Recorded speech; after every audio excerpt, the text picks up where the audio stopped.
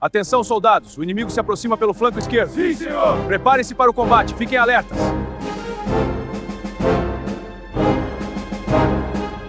28 de novembro de 1944. O setor brasileiro nos Apeninos não era mais uma zona de adaptação.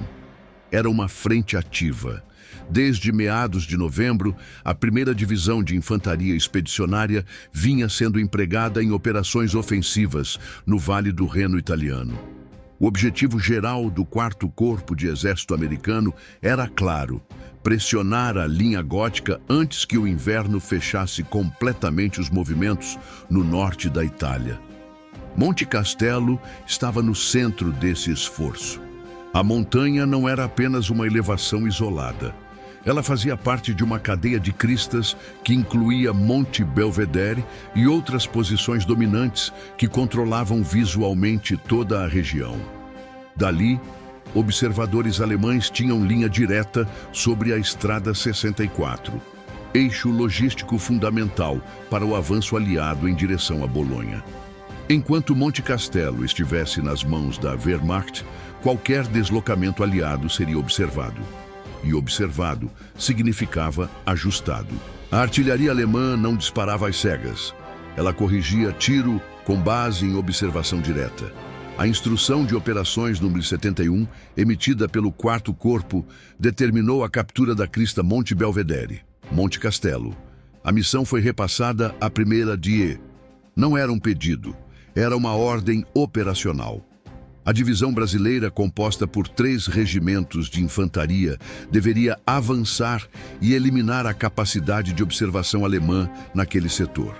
Era a 3ª tentativa. As 2 investidas anteriores haviam encontrado resistência sólida. A defesa alemã demonstrara disciplina, preparo e excelente uso do terreno. Mesmo assim, o comando aliado entendia que a posição precisava ser rompida antes que o inverno consolidasse ainda mais as linhas defensivas. O tempo começava a trabalhar contra os aliados. Novembro se aproximava do fim. A chuva já era constante, a temperatura caía a cada madrugada. Se Monte Castelo não fosse neutralizado, o setor brasileiro permaneceria vulnerável durante todo o inverno. Nos postos de comando, mapas eram revisados sob luz artificial. Oficiais traçavam linhas, marcavam eixos de avanço, avaliavam cotas de altitude. A topografia era clara. A subida seria frontal em vários pontos, com exposição inevitável. Monte Castelo não oferecia aproximação protegida significativa. Para o soldado que subisse, a silhueta ficaria visível. Para o alemão que defendia, o alvo estaria desenhado contra o terreno. A ordem foi transmitida aos regimentos. Os batalhões começaram a se preparar ainda sob chuva. Não havia clima de entusiasmo. Havia concentração. Os homens já sabiam que aquela montanha não cedia facilmente. Alguns haviam participado das tentativas anteriores, tinham visto o fogo cruzado, tinham sentido a dificuldade do terreno. Agora, o ataque precisava ser mais coordenado, mais preciso. Mas, acima de tudo, precisava acontecer. Monte Castelo continuava lá, observando, e a guerra naquele setor dependia daquilo. A ofensiva ainda nem havia começado oficialmente, mas o campo de batalha já estava em movimento. Monte Belvedere, posição adjacente e parte do mesmo sistema defensivo, tornou-se foco de pressão alemã. Durante o dia 28, unidades da 213ª Divisão de Infantaria executaram um contra-ataque local contra posições aliadas naquela crista. Não foi um grande movimento estratégico, foi uma ação precisa. O objetivo alemão era simples: desorganizar a preparação ofensiva e testar a firmeza das linhas brasileiras. O impacto foi imediato. O flanco esquerdo do dispositivo brasileiro ficou vulnerável. Isso significava que qualquer avanço frontal contra Monte Castelo poderia sofrer fogo lateral ainda mais intenso. Em guerra de montanha, flanco exposto é risco ampliado. O terreno não permite manobras rápidas de correção, não permite reposicionamento ágil. Tudo é lento. Tudo exige esforço físico. Enquanto os relatórios eram enviados aos escalões superiores, a chuva começou a cair com mais intensidade. Não era uma chuva passageira, era persistente. O solo dos Apeninos, composto em grande parte por argila, absorvia rapidamente a água. Trilhas tornaram-se corredores de lama profunda, caminhões atolavam, movimentação de munição exigia força adicional. Os 3 pelotões de tanques americanos designados para apoio tornaram-se um problema logístico. Blindados dependem de tração e mobilidade. Naquela condição, cada metro percorrido era incerto. Sem mobilidade, o tanque deixa de ser elemento ofensivo e torna-se vulnerável. Pior ainda, o céu permaneceu completamente encoberto. A aviação aliada, que poderia realizar apoio aproximado ou ao menos pressão psicológica sobre as posições alemãs, não decolou. Sem visibilidade, não havia ataque aéreo. Isso alterava drasticamente o equilíbrio. A defesa alemã permanecia intacta, entrincheirada e com observadores em posição dominante. Os brasileiros, por outro lado, avançariam praticamente apenas com artilharia de preparação e apoio orgânico de infantaria. Nos postos avançados, soldados protegiam seus fuzis sob capas improvisadas para evitar infiltração de água nos mecanismos. Metralhadoras exigiam cuidado constante. Munição precisava ser preservada da umidade. Não era apenas a montanha que oferecia resistência, era o clima. À noite, a temperatura caiu. A combinação de chuva, vento e altitude intensificava a sensação térmica. Uniformes encharcados dificultavam o descanso. O sono era fragmentado. Pouco antes da madrugada do dia 29, os batalhões receberam confirmação. O ataque seria mantido. Não haveria adiamento, mesmo com flanco comprometido, mesmo com terreno degradado, mesmo sem apoio aéreo. A ordem permanecia. Monte Castelo precisava ser atacado. Nos abrigos improvisados, homens ajustaram equipamentos, conferiram munição, apertaram correias dos capacetes. Não havia discurso, havia silêncio. O tipo de silêncio que antecede movimento sob risco calculado. Quando a primeira luz surgisse sob aquele céu cinzento, a subida começaria. E o terreno já estava contra eles. A missão foi atribuída à 1ª Divisão de Infantaria Expedicionária. A divisão brasileira, naquele momento, já não era tropa em fase inicial de adaptação. Estava integrada ao dispositivo do 4º Corpo de Exército americano e operava sob doutrina aliada. Para o ataque de 29 de novembro, foram empregados 3 batalhões, um de cada regimento da divisão. Cada regimento representava uma fração distinta da estrutura brasileira na Itália. O 1º Regimento de Infantaria, o Regimento Sampaio, o 6º Regimento de Infantaria, o 11º Regimento de Infantaria.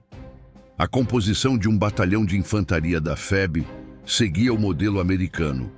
Companhias de fuzileiros, companhia de armas pesadas, metralhadoras e morteiros, elementos de apoio logístico. Esses batalhões não avançariam em massa compacta. Seriam distribuídos por setores específicos, buscando progressão por eixos definidos. O objetivo era pressionar simultaneamente pontos da crista para impedir que a defesa alemã concentrasse fogo em apenas um setor. Na teoria, era coerente. Na prática, o terreno interferia. Monte Castelo não era uma colina simples, era um maciço irregular, com encostas inclinadas, vegetação escassa e áreas expostas que favoreciam o defensor. Do lado alemão, a defesa estava sob responsabilidade dos regimentos 1043, 1044 e 1045 da 212ª Divisão de Infantaria. A 212ª não era uma unidade improvisada, era uma divisão estruturada para defesa em terreno montanhoso. Seus homens já haviam ocupado posições preparadas com antecedência. Eles possuíam trincheiras interligadas, posições de metralhadora com campo de tiro cruzado, abrigos protegidos contra artilharia leve, observadores com visão ampla do vale. A principal vantagem alemã não era apenas armamento, era altitude. Em combate de montanha, quem defende no alto enxerga primeiro, dispara primeiro e ajusta primeiro. O atacante sobe ofegante, o defensor observa parado. Além disso, a progressão brasileira exigia exposição. Não havia cobertura florestal densa suficiente para ocultação contínua. Cada movimento na encosta era visível a partir do topo. Os 3 pelotões de tanques americanos, designados para apoio, deveriam atuar como elemento de pressão e supressão. Mas o terreno lamacento e inclinado limitava drasticamente sua eficácia. Tanques precisam de eixo estável. Ali, o solo era instável. Sem mobilidade plena, o apoio blindado tornava-se incerto. Isso transformava a operação essencialmente em infantaria subindo contra a defesa entrincheirada. O equilíbrio estrutural favorecia o defensor, mas a missão precisava ser cumprida. Os comandantes brasileiros sabiam disso. Sabiam que a vantagem não estava do lado deles. Mesmo assim, os batalhões foram posicionados, setores definidos, horário aproximado estabelecido, comunicação alinhada com a artilharia. O plano estava traçado. Agora, ele precisava enfrentar a realidade da montanha. Ainda estava escuro quando os primeiros movimentos começaram. A chuva da noite anterior havia diminuído, mas o céu permanecia fechado. Não havia estrelas, não havia lua visível, apenas um horizonte cinza pesado anunciando a manhã. Pouco antes do avanço da infantaria, a artilharia aliada iniciou a preparação de fogo. Os disparos não eram contínuos e massivos como em grandes ofensivas na França. Eram tiros calculados, direcionados às posições conhecidas ou presumidas na encosta de Monte Castelo. O objetivo era desorganizar, não destruir completamente. O problema era visibilidade. Com o céu encoberto e observação limitada, o ajuste de tiro não tinha a precisão ideal. A artilharia cumpriu seu papel, mas não havia confirmação visual clara dos efeitos. No topo da montanha, os alemães aguardavam. Abrigos escavados, metralhadoras protegidas por sacos de areia e troncos, posições de tiro já calibradas para determinados ângulos da encosta. Eles conheciam as distâncias. Conheciam as rotas mais prováveis de aproximação. Quando a artilharia cessou, o silêncio durou poucos segundos. Era o intervalo entre o impacto e o movimento. Os batalhões brasileiros começaram a avançar. Primeiro em passo controlado, depois em progressão por pequenos grupos. A lama dificultava a subida. Cada bota afundava. O peso do equipamento parecia maior do que realmente era. Fuzis protegidos contra a umidade, mochilas encharcadas, munição carregada com cuidado. A inclinação aumentava gradualmente. Com a claridade da manhã começando a revelar as silhuetas na encosta, o primeiro disparo alemão rompeu o silêncio. Não foi uma rajada contínua, foi um tiro isolado. Logo depois, uma metralhadora abriu fogo. Em seguida, outra. O som característico das MG alemãs ecoou pela encosta. O ataque havia sido detectado. O fogo vinha de cima, fogo frontal direto. Os brasileiros buscaram abrigo imediato nas irregularidades do terreno. Pequenas depressões, elevações naturais, qualquer coisa que quebrasse a linha de visão. Mas Monte Castelo não oferecia muitas. Poucos minutos depois, o fogo lateral começou. As posições alemãs estavam distribuídas de forma a cobrir ângulos cruzados. Quem tentava desviar para um lado entrava no campo de tiro de outro. A progressão desacelerou. Alguns pelotões conseguiram avançar dezenas de metros. Outros ficaram fixados ainda na parte inferior da encosta. A comunicação por rádio enfrentava interferência e limitações de alcance no relevo acidentado. Os comandantes de companhia precisavam tomar decisões locais, muitas vezes sem visão completa do quadro geral. A lama não era apenas desconforto, ela retardava, reduzia velocidade. E em combate sob observação superior, velocidade significa sobrevivência. Mesmo sob fogo intenso, os homens continuaram tentando subir. Não houve corrida desordenada, houve tentativa de progressão controlada. Mas a montanha estava respondendo, e respondia de cima. O dia mal havia começado, e o terceiro ataque já estava preso na encosta. À medida que a claridade aumentava, a encosta ficou totalmente exposta. Do alto, os alemães não disparavam por impulso, disparavam com disciplina. As posições de metralhadora estavam distribuídas em camadas. Não eram pontos isolados, eram setores interligados. Quando um grupo brasileiro avançava em direção a um ponto aparente de fraqueza, era atingido por fogo lateral proveniente de outra posição. Esse era o princípio básico da defesa em montanha. Não concentrar tudo em um único eixo, criar sobreposição de campos de tiro. As MG-42, com alta cadência, não precisavam de longas rajadas. Curtas sequências eram suficientes para fixar uma fração inteira no terreno. O avanço brasileiro começou a se fragmentar. Alguns pelotões alcançaram pequenas elevações intermediárias, depressões naturais que ofereciam cobertura parcial. Ali, tentaram reorganizar-se. Outros ficaram imobilizados ainda abaixo, pressionados por fogo direto. A coordenação tornava-se cada vez mais difícil. O terreno acidentado quebrava a linha de visão entre companhias. Mensageiros precisavam se deslocar sob risco. Rádios tinham alcance limitado pela topografia. A tentativa de empregar morteiros para suprimir posições alemãs esbarrava em outro problema: a inclinação. Calcular ângulo correto sem observação clara era impreciso, e cada erro significava munição desperdiçada. Enquanto isso, os 3 pelotões de tanques americanos tentavam se posicionar. Mas o solo encharcado impedia a aproximação segura. Blindados precisam de estabilidade para disparar com eficiência.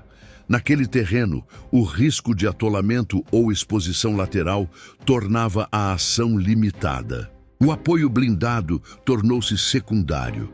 A infantaria estava praticamente sozinha na encosta. O efeito psicológico do fogo cruzado começava a pesar. Não era apenas o disparo frontal, era a percepção de que qualquer deslocamento lateral poderia expor o flanco. O soldado não combatia apenas o inimigo visível, combatia a incerteza do próximo ângulo. Ainda assim, houve tentativas de progressão coordenada. Pequenos grupos avançavam em cobertura mútua, buscando reduzir distâncias até posições intermediárias. Algumas foram alcançadas, mas não o suficiente para romper a linha principal. A defesa alemã não estava colapsando. Estava funcionando exatamente como planejado. O tempo passava e cada minuto sob fogo reduzia energia, munição e coesão. O terceiro ataque começava a perder impulso, não por falta de coragem, mas por desequilíbrio estrutural. A montanha favorecia quem já estava no topo. Por volta do meio do dia, a situação na encosta já estava definida. O avanço brasileiro havia perdido ritmo. As frações estavam distribuídas em posições intermediárias, algumas expostas, outras parcialmente protegidas por irregularidades do terreno. A artilharia aliada continuava tentando apoio, mas a observação limitada reduzia a precisão. Sem confirmação clara de impacto nas linhas alemãs, o efeito era mais de pressão do que de neutralização. Do alto, os comandantes da 282ª Divisão avaliavam. A defesa havia cumprido a primeira fase: fixar o atacante, desorganizar a progressão, impedir concentração. Agora iniciava-se a segunda fase. Pequenos grupos alemães começaram a se deslocar lateralmente pelas próprias trincheiras interligadas. Não era um avanço desordenado, era uma pressão localizada. Granadas começaram a cair sobre algumas posições brasileiras que haviam conseguido maior aproximação.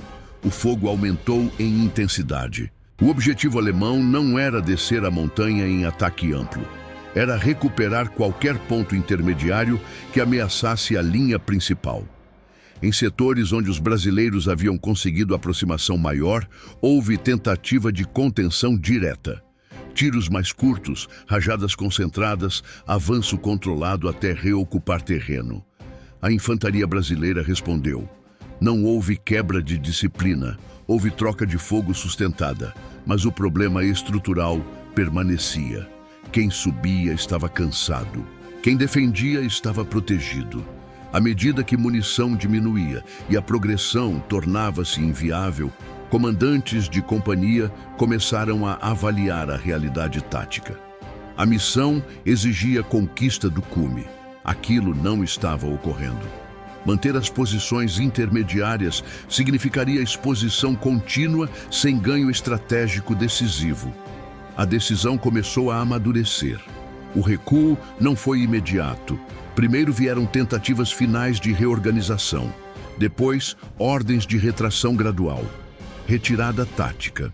Grupos começaram a descer em cobertura mútua, protegendo uns aos outros sob fogo ainda ativo.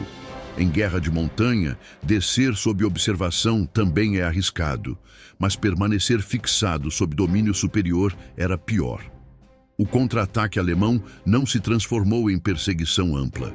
Cumpriu seu papel, restabeleceu a linha defensiva. Quando o combate diminuiu de intensidade, Monte Castelo permanecia intacto. O terceiro ataque havia terminado, não com ruptura, mas com esgotamento. Quando o fogo começou a diminuir, o silêncio não trouxe alívio, trouxe cálculo. Os comandantes começaram a reorganizar as frações, conferir efetivos, identificar desaparecidos, avaliar feridos. O terreno ainda estava encharcado. A lama que havia dificultado o avanço agora dificultava a evacuação. Feridos precisavam ser removidos em costa abaixo, muitas vezes carregados por companheiros sob risco residual de tiro isolado. Macas improvisadas afundavam no solo mole. Cada descida exigia esforço físico extremo. O 1º Regimento de Infantaria registraria cerca de 159 baixas naquele ataque. Somadas às tentativas anteriores, o número aproximava-se de 416 homens fora de combate. Em termos operacionais, isso significava companhias reduzidas, pelotões incompletos, comandantes assumindo funções acumuladas. Em termos humanos, significava outra coisa. Significava ausência na linha. Significava silêncio nos postos. Significava o entendimento de que Monte Castelo não era apenas um objetivo no mapa. Era uma posição que cobrava preço real. Ao fim do dia 29 de novembro, a montanha permanecia nas mãos alemãs. O setor brasileiro não havia rompido. O ataque não alcançara o cume, mas também não havia colapso. As linhas foram reorganizadas. Os homens voltaram às posições de partida. A artilharia cessou. A chuva voltou fina durante a noite. No escuro, o som dominante não era mais de metralhadora. Era de movimentação contida, de passos na lama, de vozes baixas. O terceiro ataque tinha terminado, e ele deixava uma constatação clara. Monte Castelo não cairia por impulso. Exigiria algo diferente. O terceiro ataque terminou sem vitória. Monte Castelo permaneceu alemão. Mas naquele fim de novembro de 1944, algo mudou dentro da própria 1ª Divisão de Infantaria Expedicionária. Até então, havia a expectativa de que a montanha pudesse ser tomada por insistência. Agora, essa ilusão estava encerrada. O combate de 29 de novembro revelou com clareza: a defesa alemã estava bem organizada. O terreno favorecia completamente o defensor.